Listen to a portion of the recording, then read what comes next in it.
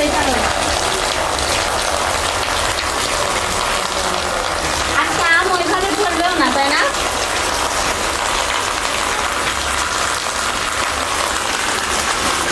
আমি তো ভাবছি যে ওরা যদি আসে তাহলে তোমাও চলে আসছে। আমি এই বৃষ্টির মধ্যে গাড়ি পাবি কিনা এটাই ভাবতেছি। ও তো ভয় করে গেছে। এখন যদি বৃষ্টি থামে তাই